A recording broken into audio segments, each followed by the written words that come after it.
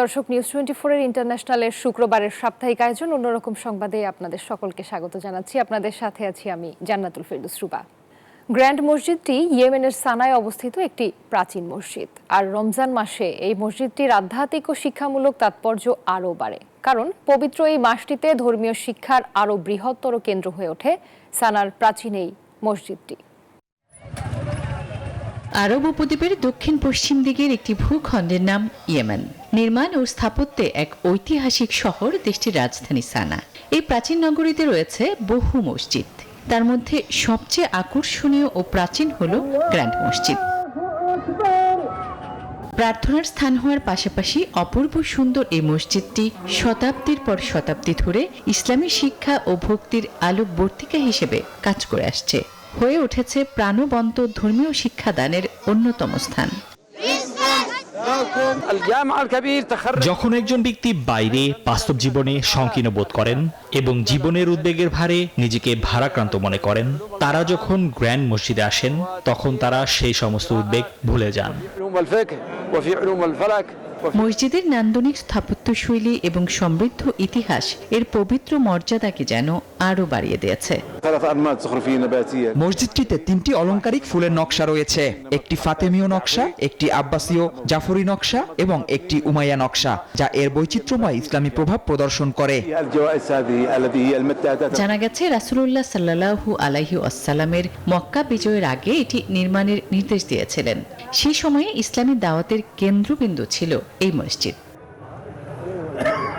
আসমাতুলি, news 24। ছোটবেলার শখ পূরণ করতে মানুষ কত কিছুই না করে, তেমনি একজন হুয়ান কার্লোস ফ্লোরেস পেশায় একজন গাড়ি চালক। মেক্সিকোর এই নাগরিক নিজের গাড়িকে গড়ে তুলেছেন খেলনার আবাসস্থল হিসেবে। সে সাথে প্রতিকূল পরিবেশে যে খুশি থাকা যায় সে বার্তা দিতে চান ফ্লোরেস। গাড়িতে হরেক রকম খেলনা, পুতুল গাড়ি থেকে শুরু করে আছে খেলনার পশু পাখিও। যত্ন করে নিজের গাড়িতে সাজিয়েছেন মেক্সিকোর নাগরিক হুয়ান কার্লোস ফ্লোরেস। ছোটবেলা থেকেই ছিল খেলনার শখ, টাকা না থাকায় সে শখ পূরণ হয়নি। প্রতিকূলতার মধ্যেও আনন্দ খুঁজে পাওয়া যায়, সেই বার্তা দিতে চান তিনি।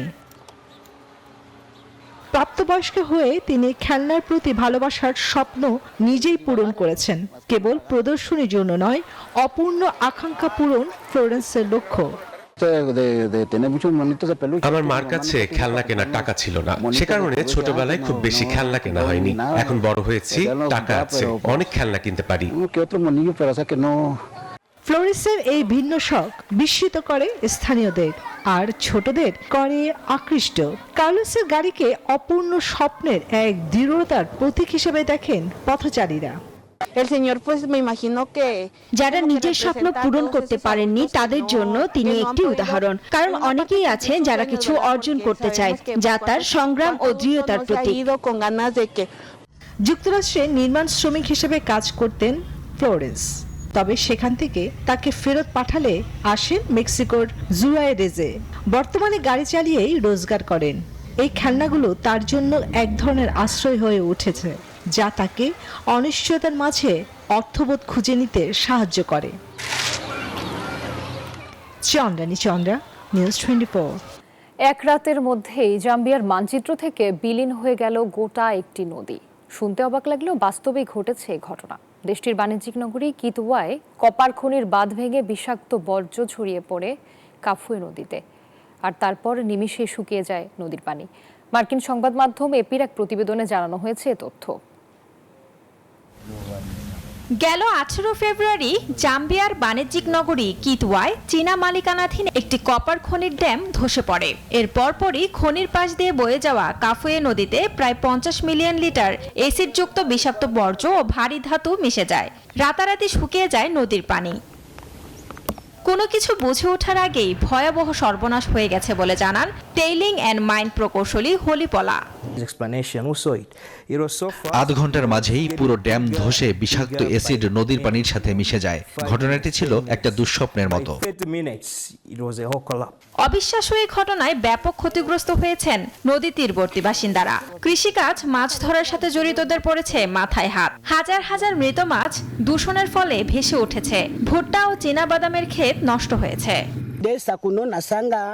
ড্যাম ধসের পর আমার পুকুরে চুনের মতো বর্জ্য প্রবাহিত হতে দেখেছি।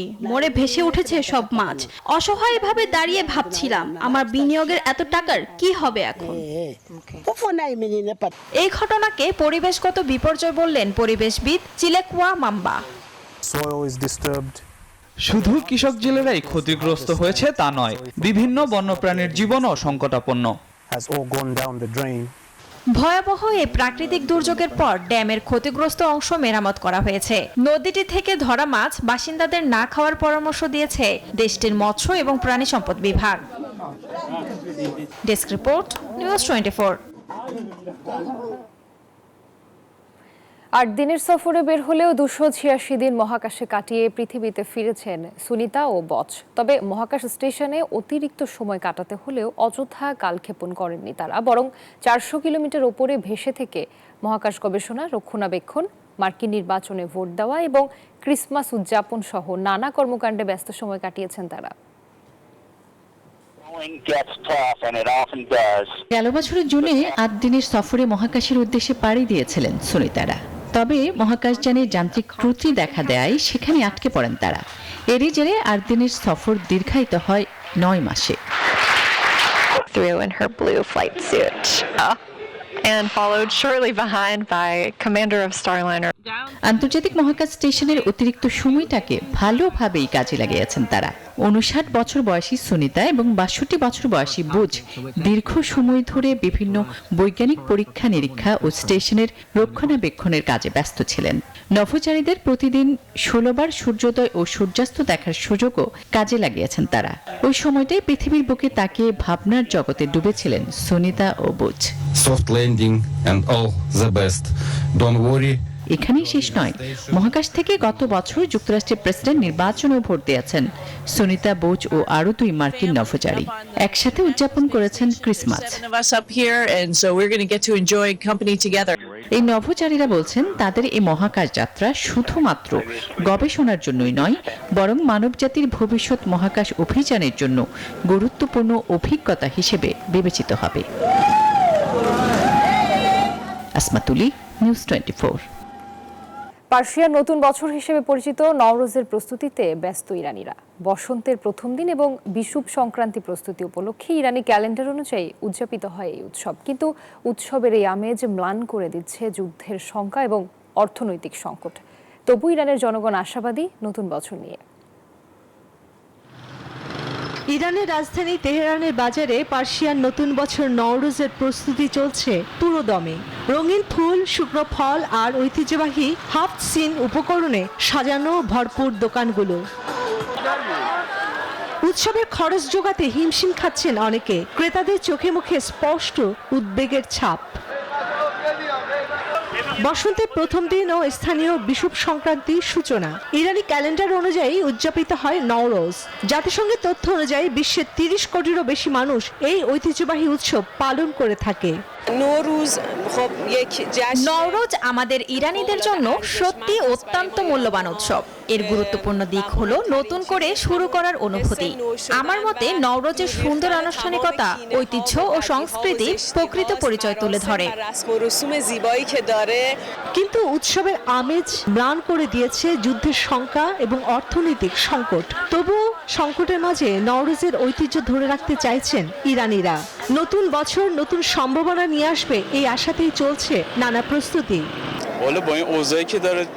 আমি চাই এমন একটা পৃথিবী থাকুক যেখানে আর কখনো যুদ্ধ না হোক, সব দ্বন্দ্ব ও নেতিবাচক অনুভূতি পেছনে ফেলে এগিয়ে যাওয়া।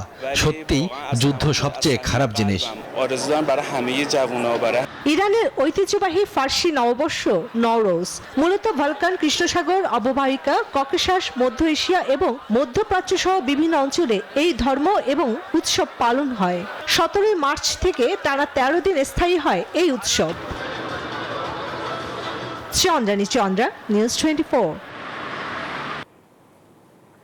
আর এই ছিল নিউজ 24 অন্যরকম সংবাদের আয়োজনে। আরো খবর ও বিশ্লেষণ জানতে ভিজিট করুন www.news24bt.tv। এতক্ষণ সাথে থাকার জন্য ধন্যবাদ।